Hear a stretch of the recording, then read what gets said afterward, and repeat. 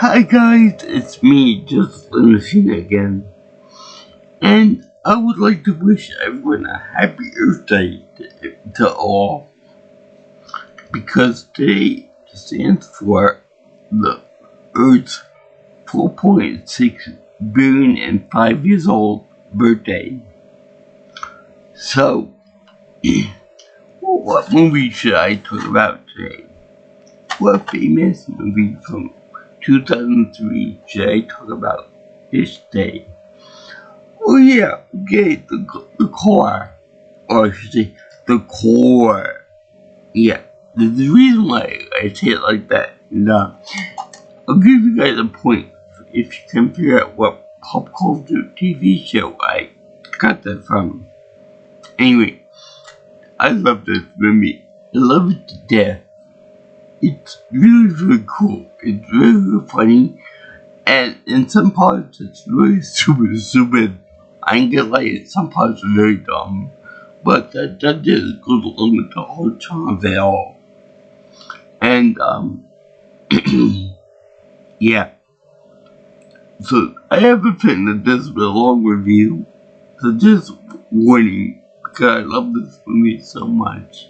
And it's a good natural disaster movie where the main goal is to save the Earth, quite literally. Not from any aliens, not from any zombie attack or anything like that, but from ourselves. Because human beings are the worst. But they try to make that weapons of mass destruction actually help out the Earth in a very bonkers way, but we'll get to that when we get to that.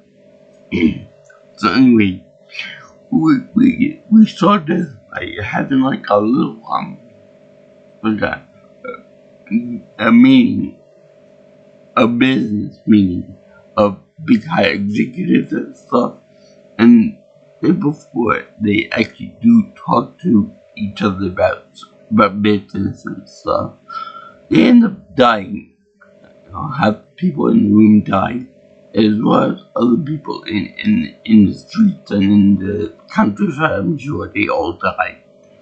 So we're like, what are these people all dying from? Why are some people left standing and the other one dropped dead right on the spot? They don't even get sick first. Well, it turned out that this guy named Joshua Keys, played by Aaron Eckhart, is in the middle of a science, teaching science in class, in college. And let me just say that I wish I had geology professors like this in school, in high school, and in college, because this guy's real fun. He's really fun when he blows a trumpet around and he makes tracks at the students' expense. Not like personal jokes or anything, just in general. He's making fun of the fact that let's say Christy is doing nails rather than paying attention. The guy will actually say, how's the nails, Christy, or how's this magazine, or whatever. We need more professors like that are so interested in this stuff that they actually yell at students whenever they are not paying attention, wasting their parents' money in the process. So anyway, he makes jokes about limestone, as you do when you're a big professor like that. It's also kind of young for to be a professor, like more like 20 to 30 years. So the grind didn't get to him so bad. So anyway, he's measuring like sound waves inside of that limestone block, which I would assume that's what you do in college courses and trying to demonstrate things. But this will come in point later on. But anyway, two, two G-men come into his classroom and they're talking to him and saying that you have clearance, you have higher clearance than us. And he's like, I have clearance? So anyway, they escort the guy out and they meet up with his old buddy SARS, a friendship, a biochemist, something in that field, and they escort them both into like say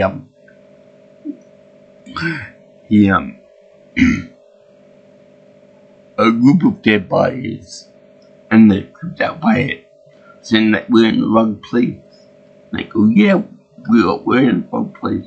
We ain't seen nothing.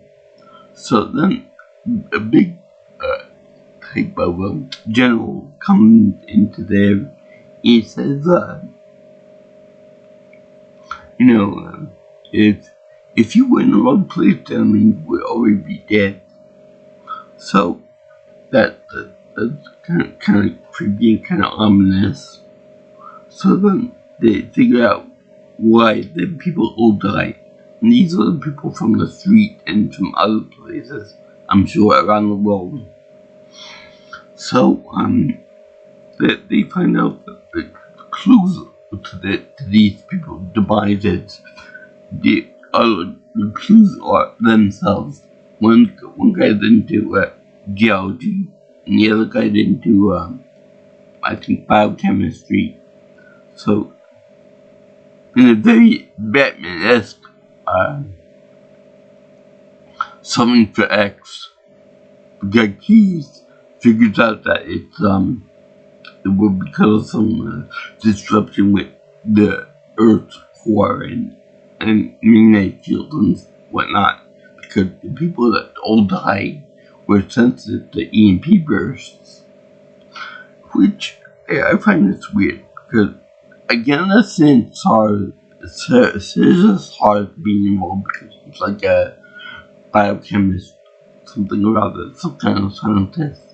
But Josh is just a regular professor. Now, you would think that there'd be more expert people involved that could deliver this information, solve this rather quickly and stuff.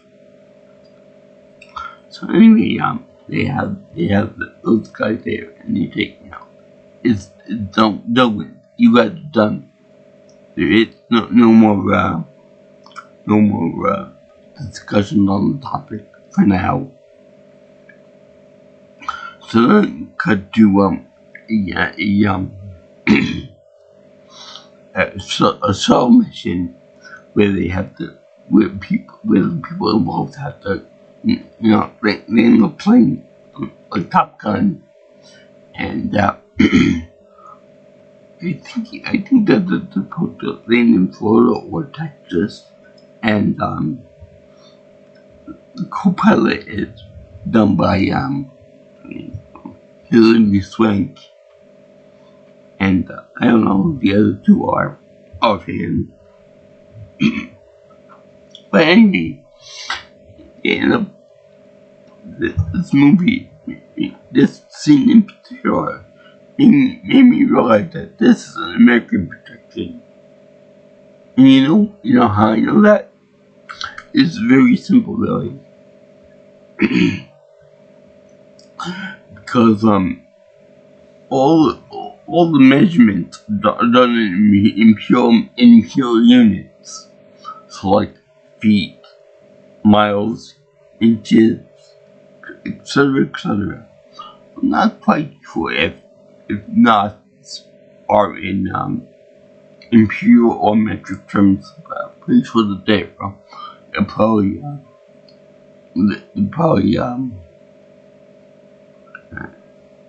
imperial units. But anyway, I know that every single space agency, from NASA to the Space Force to whatever Russia is doing, and wherever the European Union is doing, they do everything in meters, kilometers, etc., etc., etc. So this is really an American phenomenon that they use imperial units universally, much to the chagrin of many people in America and around the world, because I could see them saying, "You stupid Americans, still using the old units and measurements from a couple of centuries ago. You poor things, you poor barbaric things." So anyway, we're also introduced to this musical tone in the movie, where when people are trying to land the space shuttle with because of the malfunction in the GPS units due to Earth's poor magnetic field at the time. They're trying to land this sucker, and they're doing it with musical tone that's very similar to a runaway locomotive. And it's actually pretty cool because they do it for a bunch of other stuff too, like we'll see in the future. Like kind of a rush mentality type thing. So anyway, they killed them doing this landing of this gigantic space shuttle, which is actually a big vehicle. So then Beck actually, that's the Hillary Clinton character, decides to propose that they use the LA spillway to land this gargantuan beast of a plane of spacecraft. So they finally get NASA and all that to do that. Now this is very weird because whenever they show that the linear coordinates were kind of messed up because Earth's magnetic field being disrupted and everything, that doesn't make any sense because sure we rely on say the GPS, the global positioning satellites to navigate our complex world and stuff, but still I would think it's a big jump from wherever they were supposed to land to the landing field where they end up landing in the spillway. And yes, I won't refer to it as anything but the spillway, the LA sewage thing, because it's always been the spillway from a movie that I saw once. I think it was one of the Fast and the Furious movies, but I will always refer to it as the spillway. So anyway, the point I'm trying to make here is that they rely too much on technology for this linear coordinates, and I would think that you could use the eyeballs to say that we're going too far off, and we're going too far west or north or wherever it is. So then they land the plane in a very dramatic fashion, in which they have to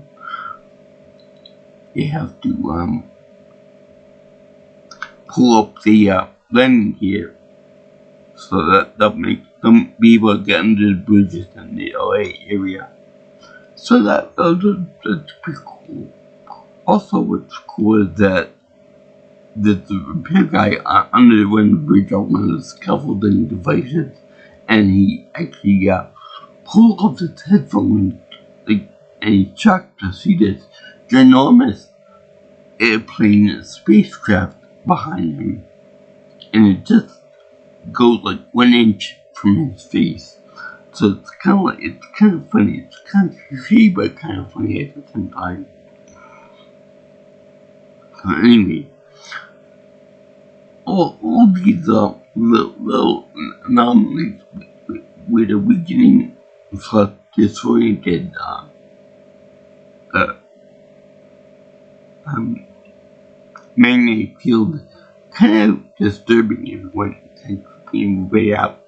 In fact, there's one thing which I feel is definite tribute to the birds of Alfred Hitchcock fame was when I think in London or somewhere similar to there, where a bunch of birds end up crashing into walls and other objects, other man-made objects in the region, and people freaked out.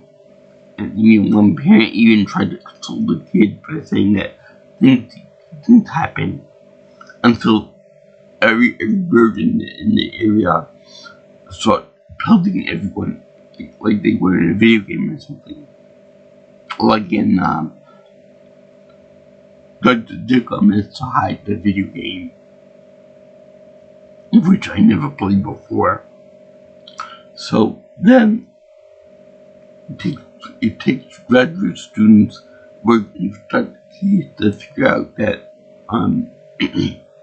that the birds and everything else that's happened in the world has been because of the Earth's magnetic field vanishing or going away. Now, this is like kind of weird because well, I'll get into that in a little bit, but then he says, that making a model of the Earth in the magnetic field is kind of hard to do. And so he said, but if you take one line to look up solar craft, you can look this up and also find whatever you want for your graduate degree and your whatever. They become professors or scientists or whatever. So that's kind of like a jab at people to look up solar craft on their own line. And I never heard of take one line before. I'm sure it's gotta be such a high-tech connection or something. But yeah. I never heard of that. So I guess it might be like highly big and stuff. Me not to hear that. So anyway, it's another thing too is that this movie came out before Revenge of the Sith, or at least the same year as Revenge of the Sith, Star Wars movie. And I can't notice that the landing of the space shuttle also looked like the scene where Palpatine's flagship is gets crashing into Coruscant, and there could have been like a little cross-pollination with the effects and all that between movies. So there's that. So anyway, let's see. Do you get this part where he's and this other guy called Zemsky have to be called in to do this big meeting, like higher influence than the government agents that call them in first, even though it's like on a hush hush, need to know basis type of thing. And Zemsky is played very brilliantly by Stanley Tucci. My favorite Stanley Tucci performance out of them all.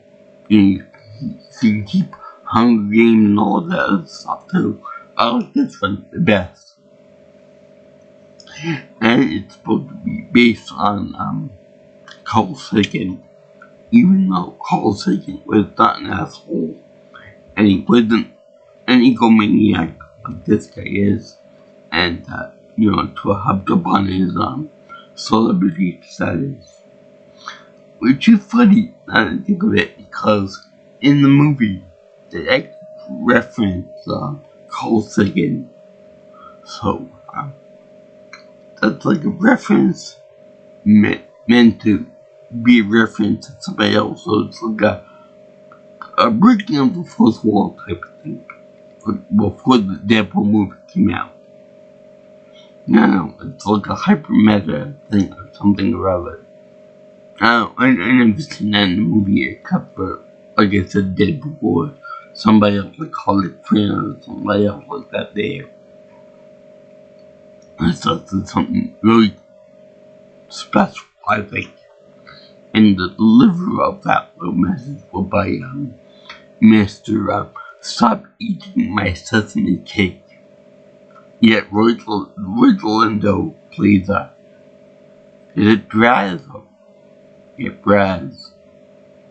He played the scientist ex-partner of Zimsky, but we'll get into it later on. And when I say partner, I mean just business and scientist partner. And let's see, so Zimsky's with he's about this thing in front of like government bigwigs and all that.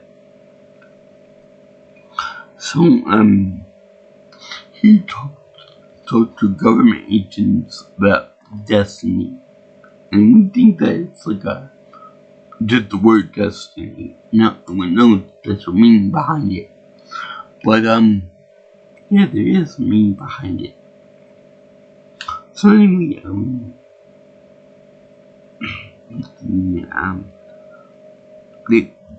they talk to me with a very visual, a very appropriate visual of an apple, or maybe it's a peach, and getting blasted by nuclear radiation, like it's supposed to be the sun, and it's supposed to be without the magnetic field and ozone layer and all that good shit.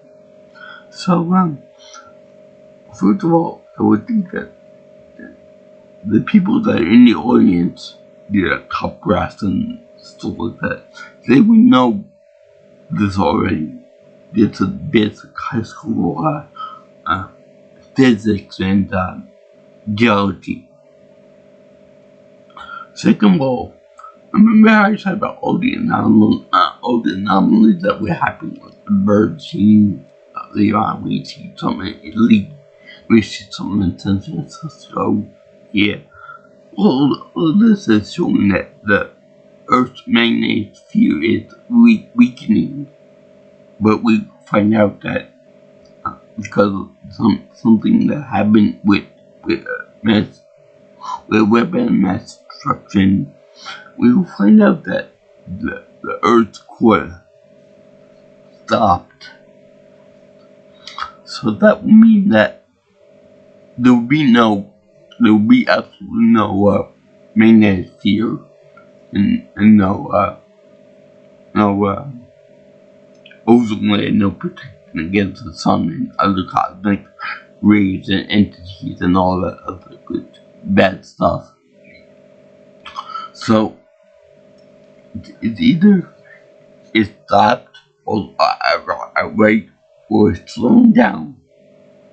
They kind of fumbled out a little bit because they implied that it shut down altogether. But then it should be altogether right dead. We should all be dead. Not partially dead, all dead. But because of this, it shows that like weakening of the ozone layer and all that. So it shows that it's slowing down, or it's the effects are a lot less than what they want you to believe. It's all fake news that the Earth's core stopped spinning. Like Zolina said in Men in Black 2. So anyway, they do this thing and they say that it kind of sickens me and disturbs me. You know, Josh Q said that. Well, I'm sorry, but the extinction of everyone on Earth and the sterilization of the planet. That really ticking you, I guess. Somebody needs to go in the timeout, because that doesn't tick me whatsoever. I welcome the destruction of the Earth. I want all to crash. I'm just kidding about that. I want the Earth to survive very much because it's my home. It's my home world. I live on it, and if that goes, so does everybody else. And then no chance for snooze. So anyway, they developed a plan to go down and fix the Earth, and they have they go visit Raz in the desert. They developed an unobtainium ship that's the same metal but within the Avatar movie, the first one at least, and one of the other two, and it's called how Zimsky left him for almost for dead, pretty much. He took all the credit for whatever he was doing, that they were working together on and all that. So that's pretty fascinating. And that they test out the new this team by putting a mouse in the box and then having a bunch of lasers that's supposed to be the ship's sight on the ground to fix the core. Now, what's really funny is that when they shoot these lasers at the unobtainium box, they actually show that the mouse is alright, but then in the background, behind the box, they have like a lead plate, and they show that this laser grid, this laser format, whatever, ends up shooting at the box, but end up eating away at the concrete below it, like these lasers are meant to do. By the way, shout out to the people that thought that it would be a very smart idea to show lasers how they actually act in a medium, rather than showing it like they do in Star Wars. So they show the invisible rays shooting at the box and eating away at the concrete below it. But when they do the CGI on the back plate of it, they show all the thing above the box getting eaten away, like in a perfect circle. But then when they show the underneath the box, they have it being solid. So that's like an error for them, because if the area underneath the box would be eaten away by this laser beam set up, you would think that by the shadow of it being projected on the back of the lid, that they would have that it would also be eaten away at the bottom. So that's just, I know that's kind of humble upon. So anyway, besides all that, they showed that this material can be used to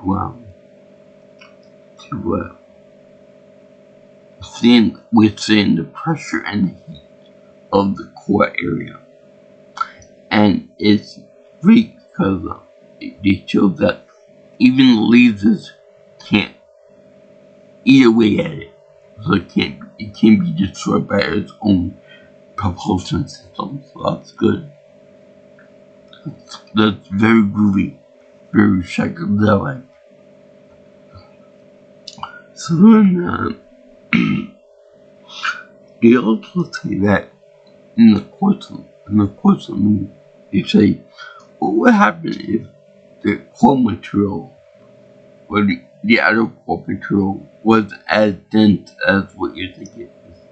To where Zimsky says what if quarter made cheese? We have a guess that's so this little hubris and trying to make fun of people that are less intelligent than himself. It's gone by many ass one day. Why should say the ankle?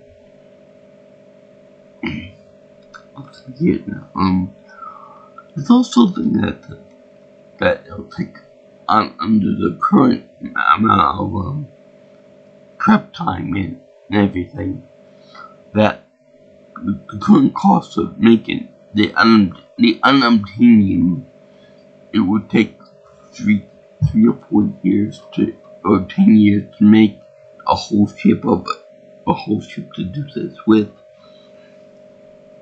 And so guy said, the government guy said, how much would it take to make it in 3 months or so that we have to live with it? So the guy said, I don't know, about $10 billion. That's what it'd be, $10 billion. And then he said, would you like cash or check? So he says, why don't you just use your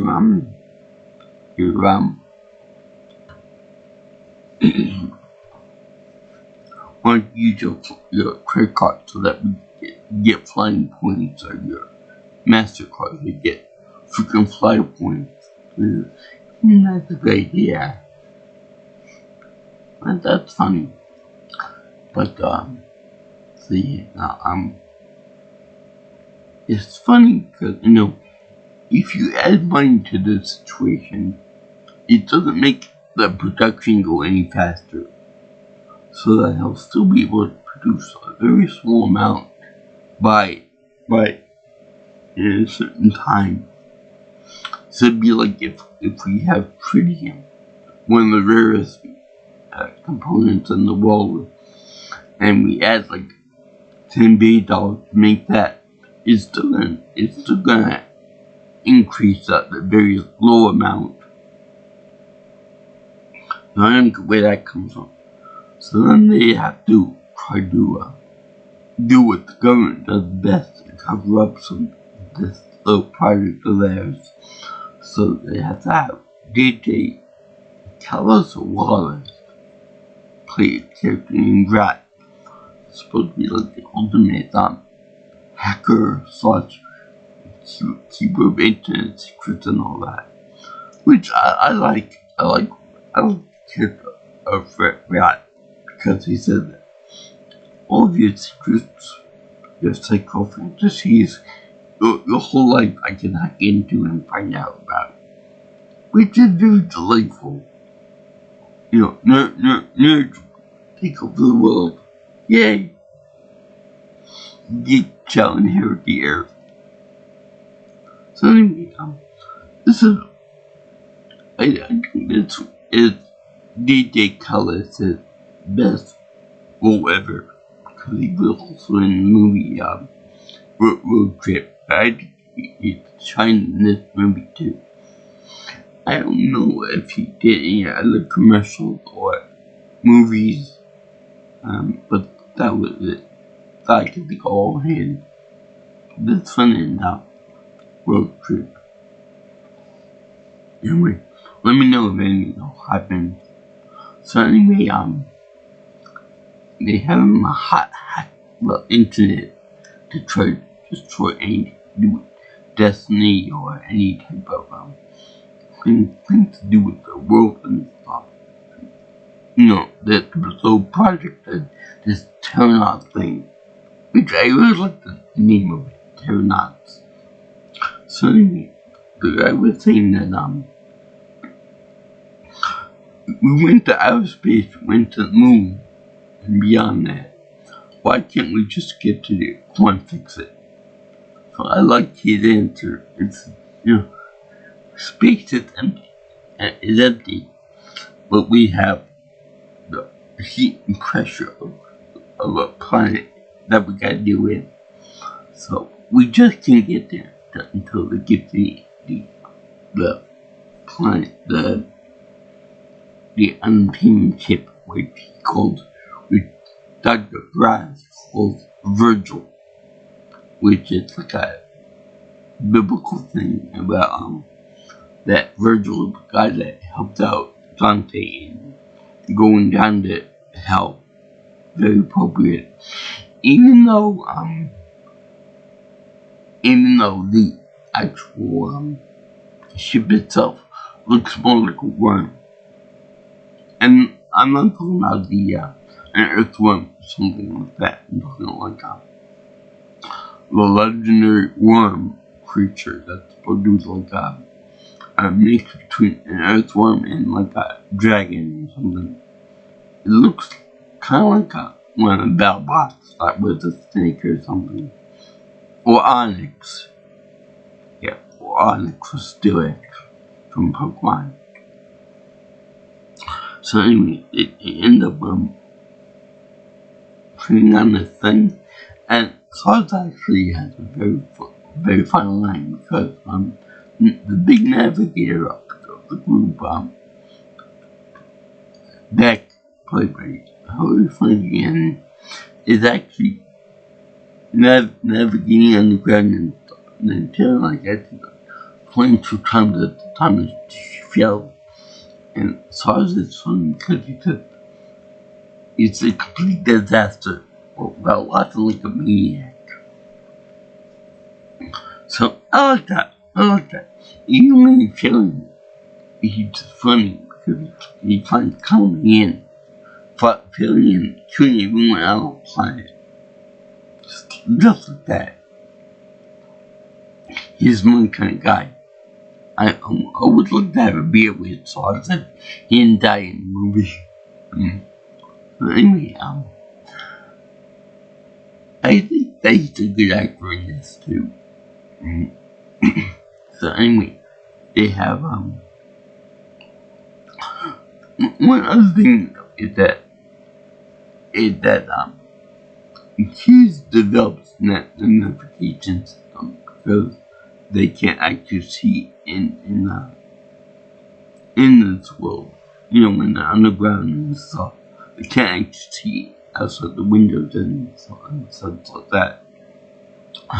So he developed like an MRI X-ray machine to actually do this, but he can't quite get it right until Miss Beck ends up fiddling with it and all that. And it's funny because he says, "Don't touch that. I got it perfectly lined and all that. I'm working on it."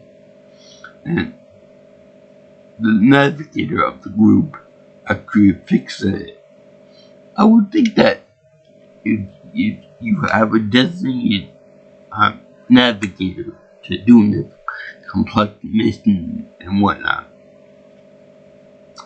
that you should have her take a look at it with your guidance, of course, with your guidance to it, and fix it yourself. But I guess because she's a girl, we can't have her mucking around with scientific doohickeys. What sorcery is this? I know women fix up your machines for you, and it's unheard of. And I never heard it. Women only break things, right? So, I mean, you've seen what happened when Jubilee tried to fix the VCR in the X-Men cartoon from years ago, right? So anyway, they aimed the ship down when everything was complete and everything is fixed up in 3 months, mind you. That bite Brad in the ass again too. But they have they have to shoot downward into the Marianas Trench because the Earth's crust is thinnest right there, but there's very big seismic activity down there. So anyway, they do that, and then they go before they actually reach the crust of the Earth. they show whales actually singing to them. And this might be like a minor thing now, but because of the Virgil's hydroponics, hydro, the reverberate and the water and like subsonic frequencies that only whales can hear at that depth. The ship is actually singing to the whales. But this comes later on when the whales see the ashes, or what's left of the ashes. So anyway, they show the ship going into the water and then getting involved in a massive earthquake. And this is actually very funny. And one of them is scientifically accurate. But they actually show like a vortex happening right as the earthquake is happening. So they showed a thing of like a real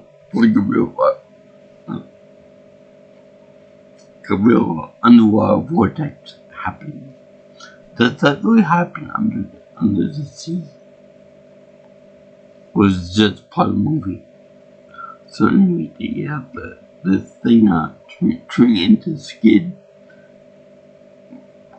provided by Bob Iverson in the movie, and he's the master pilot, like he was in the space part, and they show him controlling this giant terror ship as they get them closer to the vortex's origin, and getting less and less space to actually steer. So anyway, it's really quite fascinating. And what's more fascinating is that they reached the last possible second to fire the lasers that actually bore into the earth and make traveling possible. Now, what's very amazing is that I always wondered about this when I was a kid. How laser beams set up in a closed space can also spread out to be to cover more space than they're given. So, for example, let's say that my hand is representing the ring of lasers. How can lasers cover a larger, wider area than that? For the rest of the ship to go through. And I found out what it is.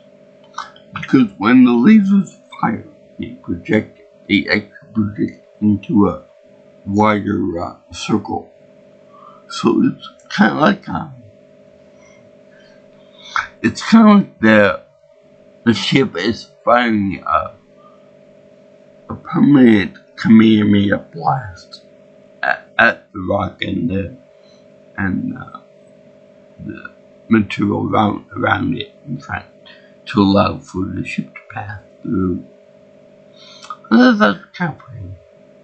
Also, what's funny is that when they go underwater at first, they don't apply the pressure idea to Virgil, but it is powered by pressure, and supposedly the more pressure is, the stronger the hull is.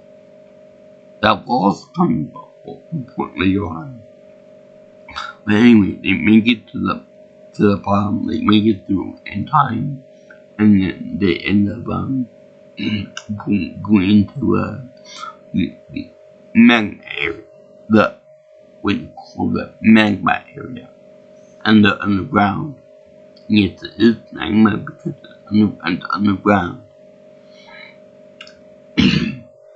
So anyway, I actually like this part more than the other parts because we know what the area like, we know what the ocean like, we know what the surface is like. But then we get into the mantle and the core and the inner core and that kind of thing. They have to be more imaginative. And they use these colors of the rainbow to actually illustrate the mantle and the outer core and the crust especially. So that's something pretty special. And like the mantle on the TV screens and whatnot are orange, and the outer core is more of a like a darker orange or yellowish, and the inner core is like a silver gray, like a floor type thing. So anyway, that's actually pretty funny. So let's see here now. We go into the, and I'm not quite sure if the minutes and hours time measurement or metric or imperial as well, but they use that. And they talk about that in terms of hours, minutes, and all that stuff, seconds, and all that. Let's see. So then they end up going into the interior of the Earth, and I really like the idea of that can't go through certain materials like giant diamonds of Cape Cod, and the way she tries to maneuver around them and stuff. And they have this one diamond that's cut into the side of the ship on the side of it. But before you can dodge it without knowing that, first of all. So that ruptures one of the compartments, and then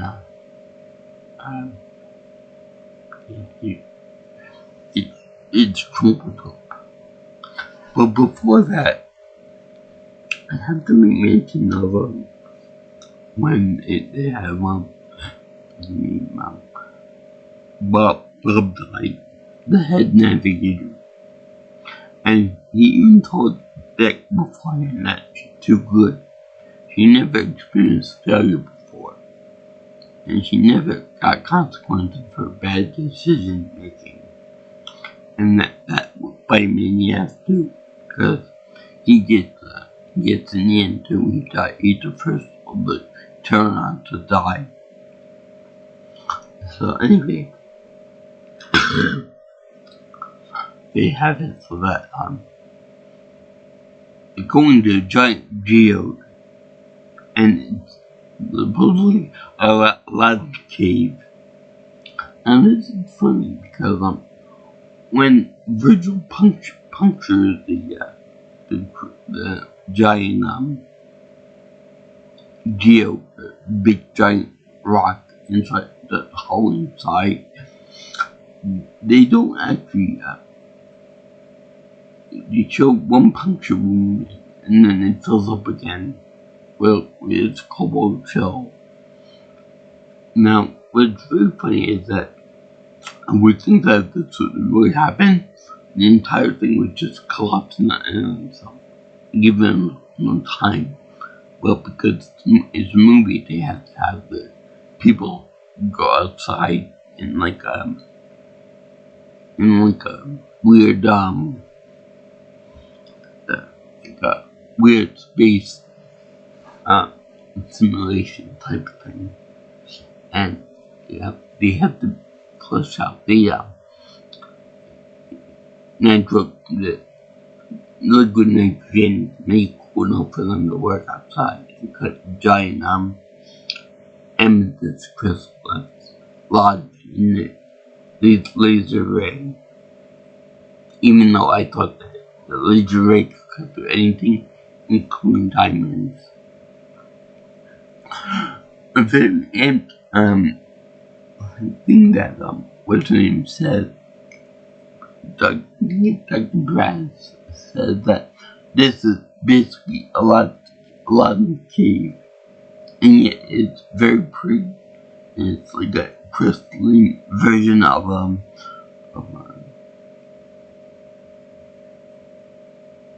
basically a crystalline version of the Grand Canyon, which again should be completely destroyed by all the pressure and all the fire and brimstone and all that. So anyway, he showed a giant crystal being lodged in this array, and the people have to go take care of it, get rid of it, so they can go out. I would think that they just sit there and just wait for the heat and pressure to get to it and destroy it from the inside out and all that. When we have to put the guy at risk. So anyway, one thing I noticed is that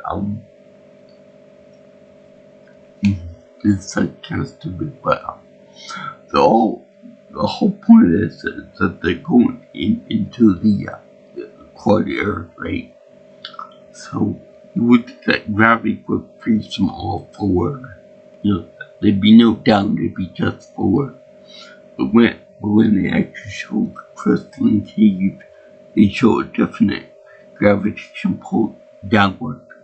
So that instead of going like this, they pull flat on the ground, and then they pull that whole way down.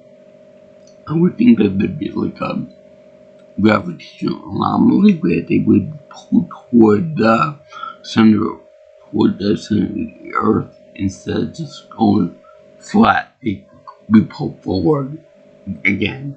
It would lean forward, But whatever. So, Dr. Brands used the word oxygen a lot in it, and I emphasize that a lot whenever I hear it. It's just oxygen. You need more oxygen. And so, the line is busted up.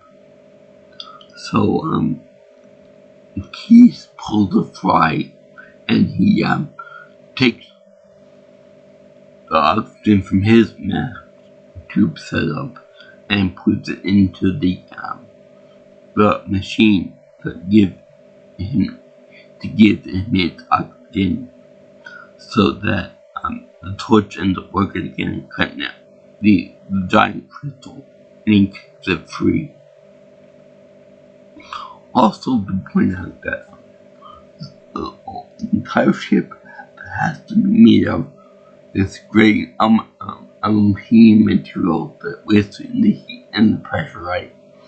But the equipment that they pull with them need to have glass knobs and glass lights and glass gauges on them to be able to be seen properly.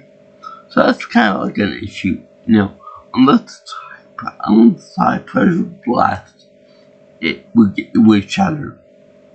Like we see later on when Dr. Brad is being slowly killed to death by the effects of the pressure and the heat. And by the way, I love whenever Dr. Brad's eyeglasses get crushed and they don't go near his eyes, because that would really hurt a lot, like Brian Griffin. So anyway, they show that before they go back in the ship, Iverson or astronaut Iverson will return unexpected one last time, and then when you know it, right at that moment, a flaming rock comes down and lands right in his big melon and ends up killing the man. Even though the suits are meant to protect from extreme heat and pressure. So I guess they forgot the detail when that happened. Also, the main suit portals to be seen are made of glass.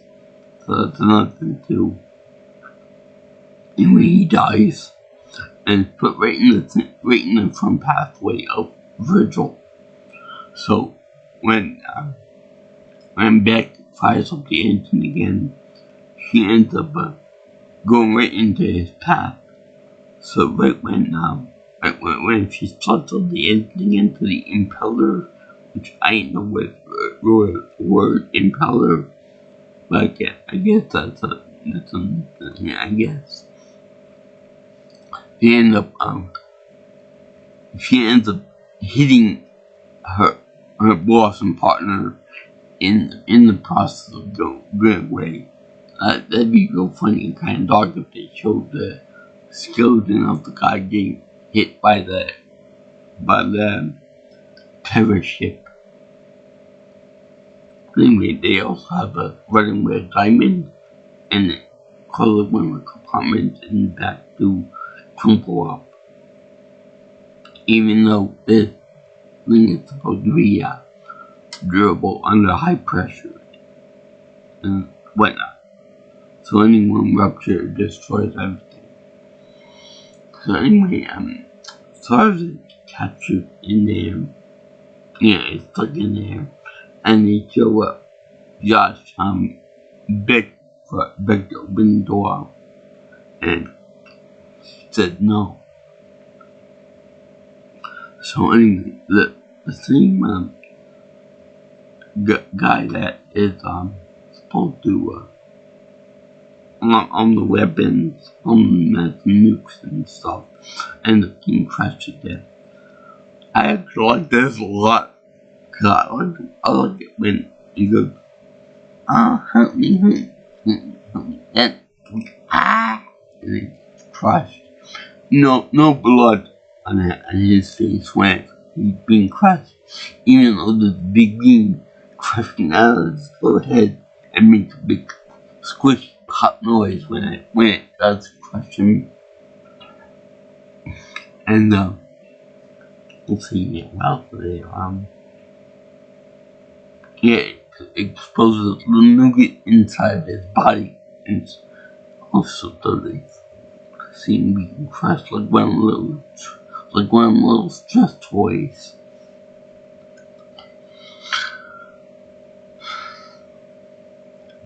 And he ended passing on his notes to Braz and kids about how to nukes and stuff. By the way, I find it really funny that these nuclear weapons that are supposed to be designed to kill people end up saving the world. Yet they do mention that in the movie that these massive weapons are used to save the world and all that. But I just find it really hilarious that they end up marking the nukes with the country of origin. So that son's from Paris. The son's from the United States. This one's from Russia with love. And that is really funny. To me at least. You know, you shouldn't matter where the nuke is from Paris, Hong Kong, or even Antarctica. Again, those evil penguins, I know that Trump is going to take over the world one day. So anyway, that's really fun. That's really hilarious. Probably even more so than the him go, "Pop goes the weasel," or "Pop goes the Frenchman." So anyway, they show him being destroyed, and they take it. It's my fault again for not opening the door and for running the giant diamond, even though that wasn't really her fault in the matter. But you could avoid them by going up or down them. And it's real funny that when they show the footage of the diamonds coming up, which they never show again, no more diamonds for you. And they actually showed the diamond footage twice. Once when we showed originally, and again when they showed the same footage again, but this time when he sees them. So it's kind of like that. You can have the image effect of it. So I guess diamonds are off forever. And to James Bond movie reference at the movie would be nice. So anyway, it'd be kind of like seeing the same footage again. This time on like a delay, so you see it again, like kind of like seeing a program in like year 50, and then seeing the same program again from at a distance of like from the same time period. So you think that this is the same program from 50 represents the same amount, the same pop culture and all that from now. So let's see now. The tips of the earth seem to get really bad because they show the Colosseum in Rome being destroyed by lightning attacks. And if Pokemon is any indication, I would say that that's bullshit. Because lightning cannot destroy rocks and cannot destroy ground type anything. So it's bullshit. But what's not bullshit is that the people in the Italian cafes are really into the sport, particularly football or soccer. Us stupid Americans know it. So anyway, they show the cat hissing because he knows that there's like a buildup of electricity in the air and stuff, and the people in places they throw a fit when the TV comes out and they're watching their precious soccer match. And yeah, that is the truth because people in Europe as well as Brazil and other places, they get real cranky whenever you turn the TV off on their sporting events. So anyway, besides that whole thing, they show a woman making a cappuccino in the machine, and they show that it's very electrified. So I would think that if it were electrified like that, that it'd be instant. You shock the woman or the barista, not delayed like in the movie. So then they show the trail of lightning affecting people and presumably killing people and stuff, following the roads very politely. Yet European lightning is very gentlemanly, very civilized in that regard, and it's for just one street, and then the Colosseum lights up like a big ball, and gets destroyed because we can't have a disaster movie without the world things being destroyed. We have to landmarks being destroyed one by one. The next thing is the Golden Bridge. And I think this is after Magneto destroyed X-Men. And so they electrify it, and they show that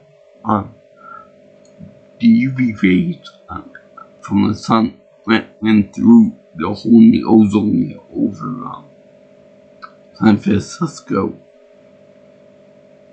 and it ended up causing very severe burns on a guy and destroying cars and destroying wheels on the cars, and they end up going to the bay in that area, and the bridge gets destroyed.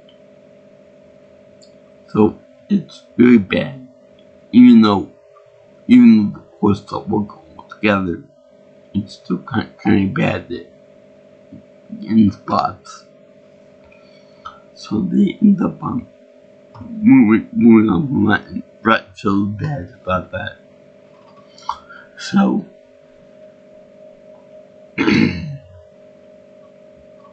let's see now. I forgot what happened next, but that's it with the disasters on the surface. And then they go into that.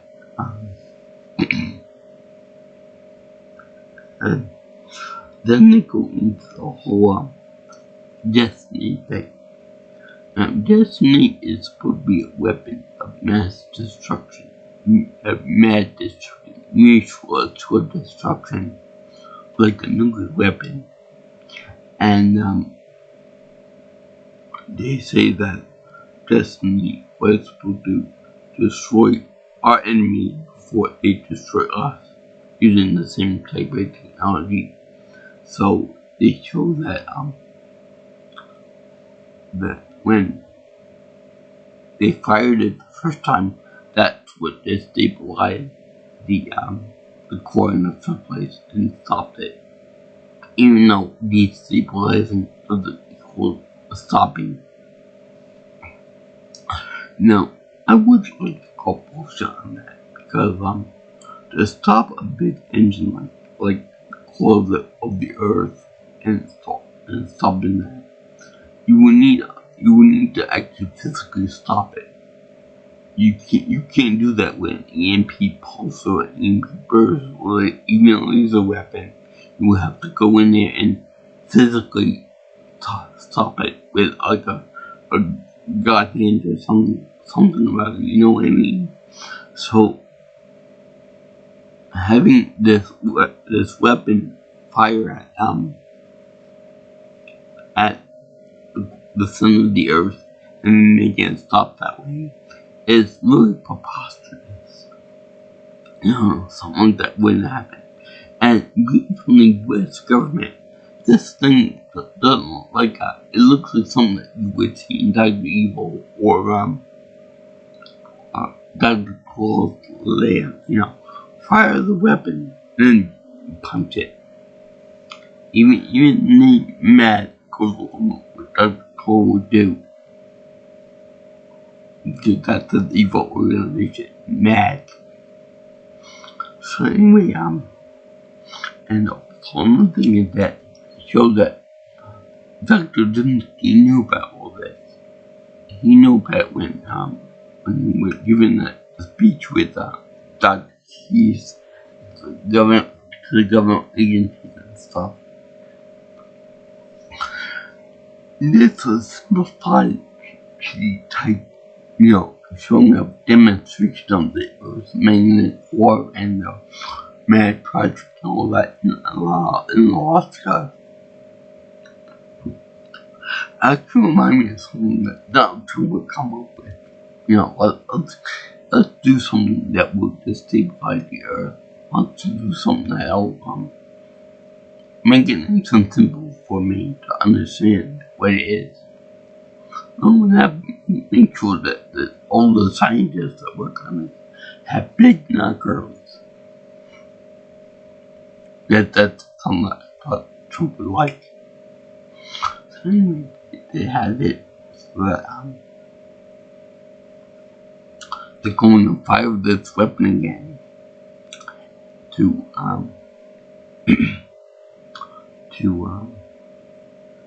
restart the engine of the core. Even though that's kind of preposterous too, because they actually saw this giant molten ball of nickel iron, nickel, whatever it's made of.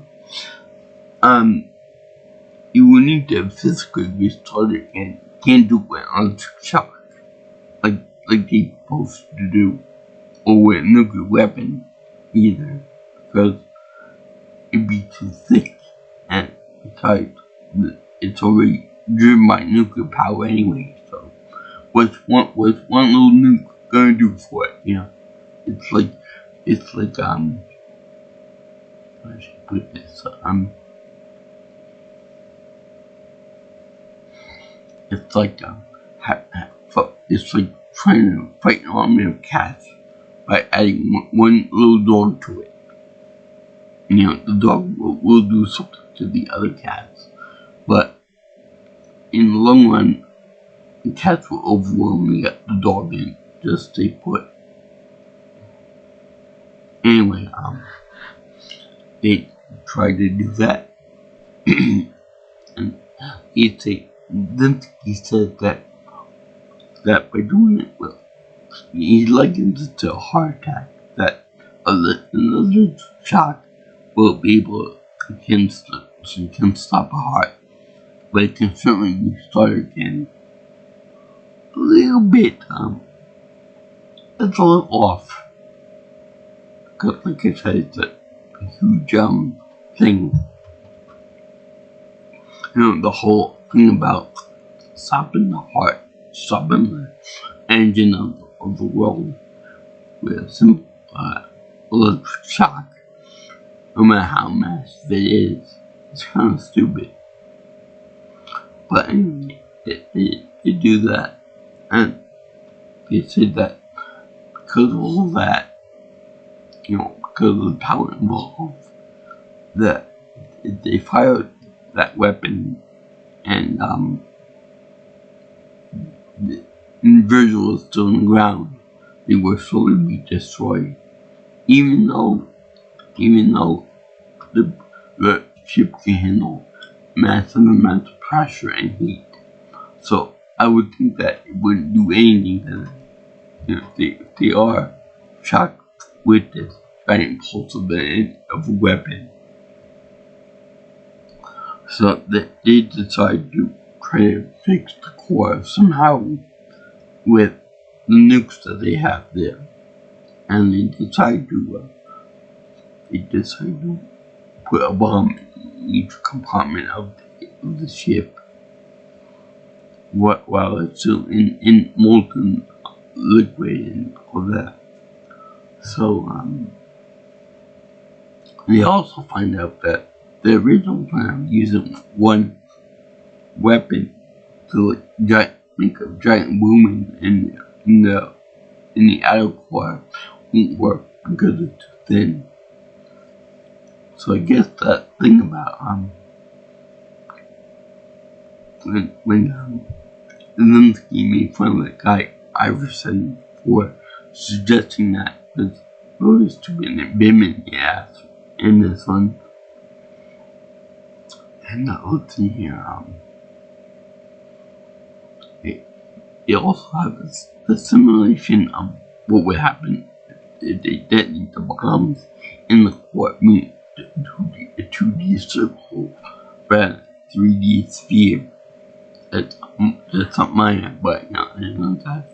Somebody else reviewed the movie of the sci-fi guy from Channel Awesome years ago. So anyway, they show that, and then they also show that Brad ends up sacrificing himself to unlock Virgil's compartments himself manually. Now this is really stupid. Okay, everyone ends up making a mistake in this movie that bites them in the ass, except for JJ Rat and Josh, because they're both innocent. I guess, in the long scheme of things. So they show that Braz put a lock in the impeller shaft that they used to get out for when they went to Aladdin Cave, the geode. So anyway, he's gonna go out there and check around something to fix this problem and unlock the keys. Now, this is pretty stupid because he knew what mission they were on.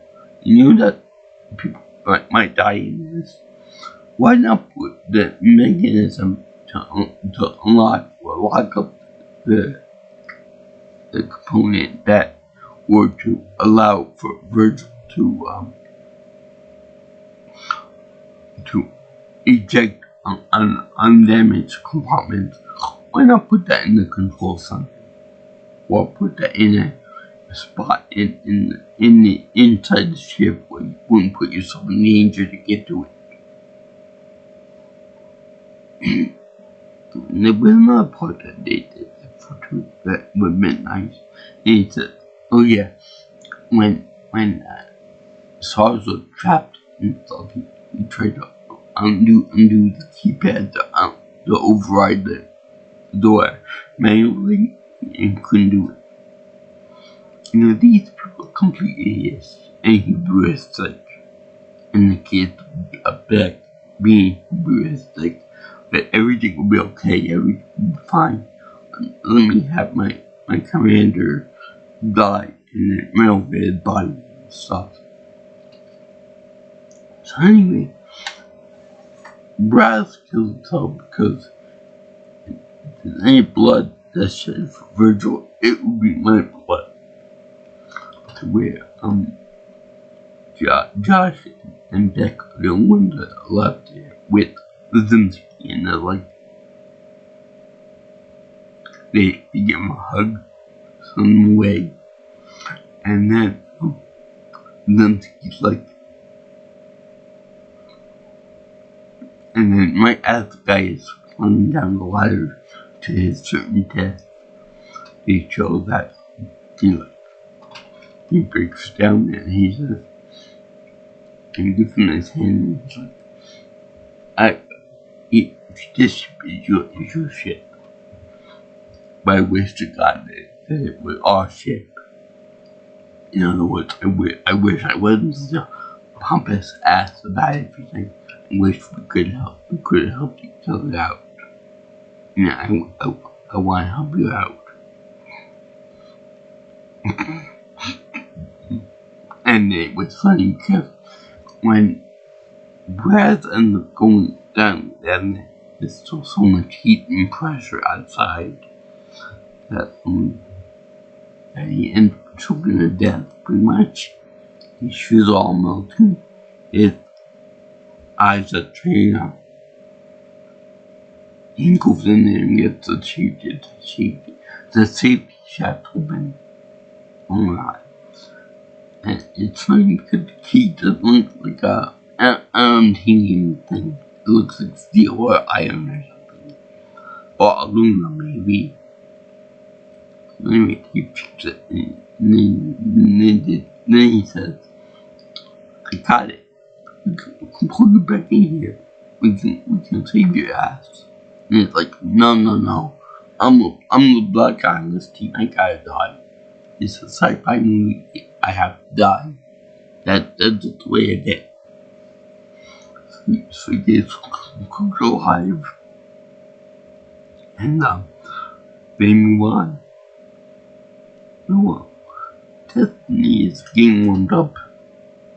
Even the head scientist like, this is not a joke. We go when the government says to go. And the president says to go, then we go. Then we go forward with it. We fire Destiny. And it's funny because in the movie, they say Destiny is, I forgot the actual name, but it went like instead of a Y. But in the movie, they have a Destiny. They write out part of Destiny location, and they use with a lie in it. With a Y in it.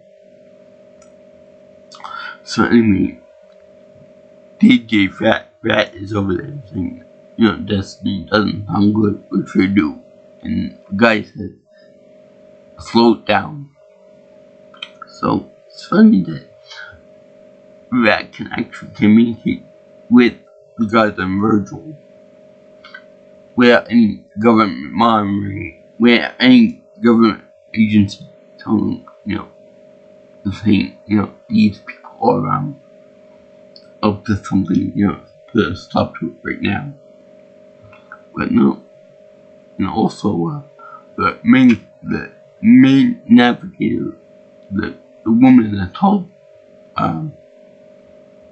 Beck and Captain Iverson where to go from the NASA mission she's on to. Her name is Stick. Her call name is Stick. And she's like, I have to know everything, do my job. And that's a pretty big piece of information about the whole thing with the Destiny. And so the guy said, we have to fire Destiny, like the entire world will be crumbled. And where the guys in the ship say, but if you fire that weapon on us, it might destabilize the core even more than what it is, and it won't be restored again. So it's already dead. It's already not moving. What one more shot gonna do is can't destabilize it any more than it already is. That don't make any sense. So anyway, Rat ends up putting all the energy that would normally be used to fire up Destiny and reroute to the corner. For all that power, all the energy, all that ungodly amount of power went to Coney Island. So anyway, I thought it'd be funny. So I would imagine that all the energy from all the places west, east of the Rockies had to go somewhere else besides that. And let's see here, then they had them fixing the core by putting bombs in each of the compartments on Virgil, all the ones that left anyway. So they had the timer to a second, so then they released it to the very inch. And my biggest question is, if Virgil was designed to withstand extreme pressure, wouldn't that also mean that unpunctured compartments will also be able to contain a blast from a nuclear nuke? That doesn't make sense. Because it gets stronger with all the pressure and stuff on the outside. So wouldn't this shell also contain the blast too? So they show each compartment ejected and put into plates and whatnot.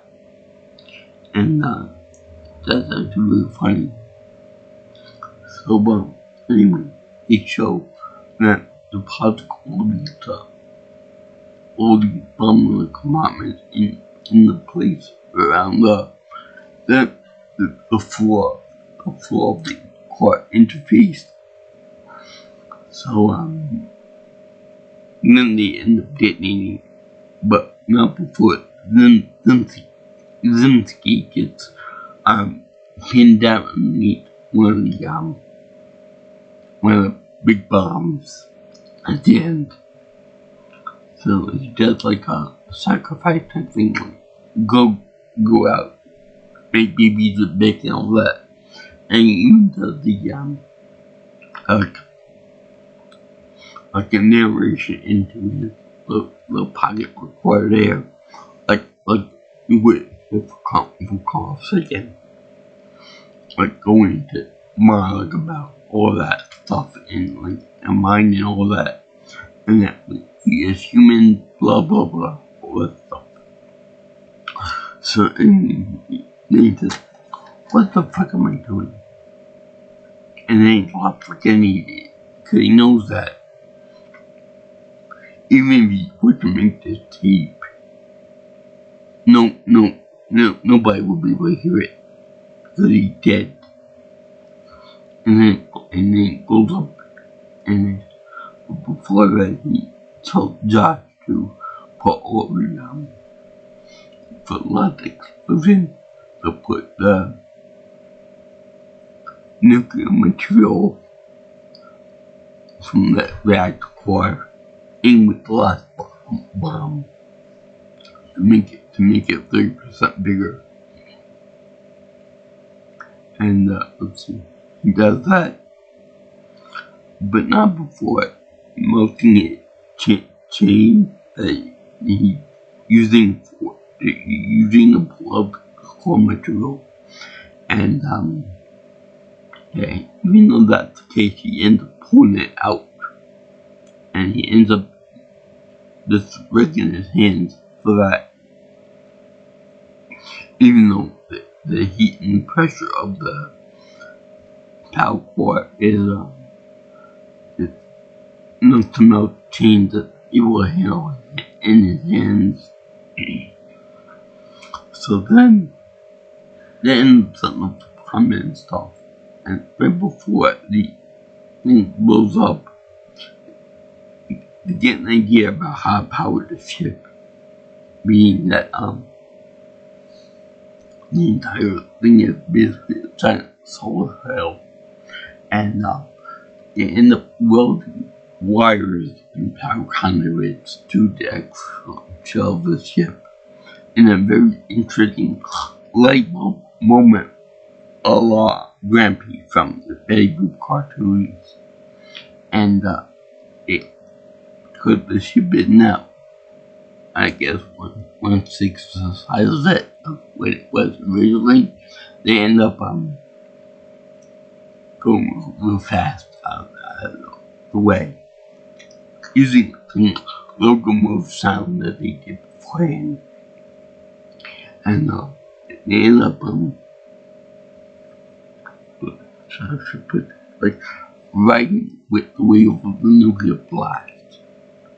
And then as they're doing this, the bombs themselves, and they destroy themselves as well as the compartments that they're in, and the wave pattern ends up making the thing rotate again, so the core actually gets slaughtered again by a very weird way, and then earthquakes happen around the world. I don't know if that's accurate. I'm gonna say yes it is, because the world ends up getting a core back. I'm sure the activity would go up through the roof again. The opposite of what happened in Mars, because in Mars, the activity ended because that core ended up stopping or outright. So, and there's no more magnetic field on Mars because of that. So anyway, they showed that they rock it out, and they go into Hawaii this time through a very thick, through a very long hole vent in the ocean. And let's see,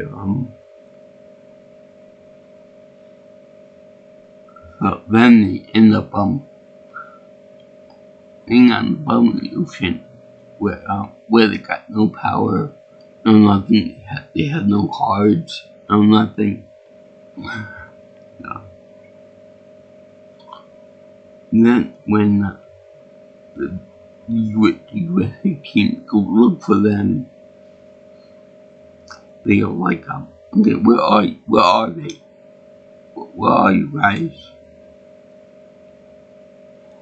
And we got no power to actually say to anyone, we're here.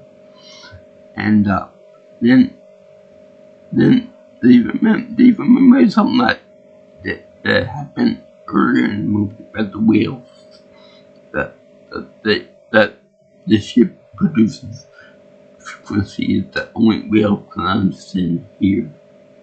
So J.J. Rat ends up saying that, bringing up the point again, that the whales actually save the humans this time around, rather than us trying to save the whales. And it takes them 2 minutes to figure that out, but they do it. And get revenge for the government trying to cover up this whole Destiny thing and stopping the Earth from running around and all that. J.J. Rat ends up taking all whales, all the bad things, all whales that Project Destiny had and all that, and end up letting the public know about it. So in a very weird way, they set like I don't know what the name of this is, but they set like kind of like a web type thing where Rat announced it to the world that something happened that will tell us about Project Destiny and the unsung heroes of the world, Captain Doug Brzezinski, Braddock, Beck, SARS, and Roy Galindo. He shows them all, and Laura. So this Los Angeles is this cool area, and it spreads to Interpol and the Police Times and New York Times and etc. from there. So that he unveils the world what the USA did. So then he's a traitor for everything. He spilled the beans on him. And they actually show they actually have something that you would expect from a Rainforest Cafe music. A little bit of rain and stuff. And then they show the world being all happy and blue and everything else. So yeah. After this marathon review of this movie, 2003 Core. You think I like it? I love this movie. It's groovy. It's neat. It's freaking spectacular. I love all the destruction. I love all the death and destruction of the world. I love the way, if you watch it multiple times like I have, you realize that we did this. We destroyed the earth with our hubris, and we fix it because of unsung heroes. I like the way they show that Zelensky was on it, then he fixed the problem in the end by sacrificing himself to a very noble cause, rather than pump his ass all the time. I like the chemistry between Beck and Keys, and I like the way DJ Khaled got his way at the end. And he always said, "My kung fu is stronger." So that could be a reference to the Matrix movie too. You know, my kung fu is stronger than yours. That when Neo beat the crap out of Agent Smith and the other agents. So that's something I noticed too. And I really like the way that the wheels at the end saved the day, rather than reverse, but humans saving the wheel. I also like the way it's so much saving the earth in a very unconventional way. So yeah, I thank you for watching my video the core with an excellent movie, and I will be happy to put the link for it in the description below to YouTube, so you can watch the entire 2+ hour movie yourself. And I did this for Earth Day of 2026. Next, I might go out with Wally or something like that, or maybe turn to the sun of the earth, which not as good. This movie is like a more modern interpretation of that movie. And this movie is awesome. In fact, great. Although I didn't like, I wish that they actually went to the solid core of the earth, not just a floor of what they thought would look like. Let's see here. Yeah, hubris, not thinking properly, and just human arrogance were the main cause of this movie. The problem of this movie. I also like the idea of calling people Terranauts because they went into the earth to explore it and fix the problem that we ourselves caused.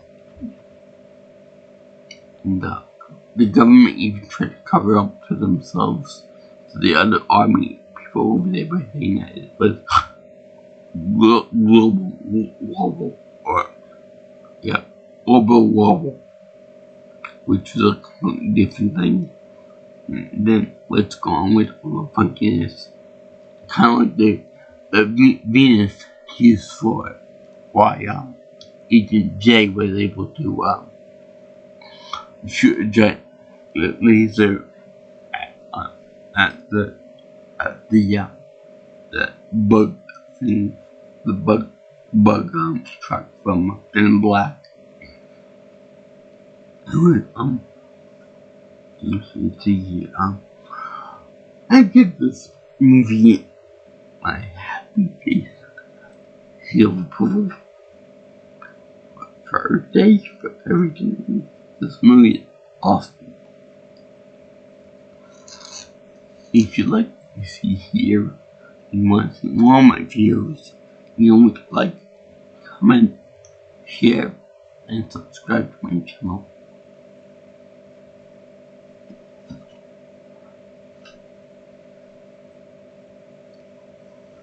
You can also contact me for future information on my videos by calling me or texting me at 631-707-3707, or you can follow me on Twitter or X at P Nelson Pro.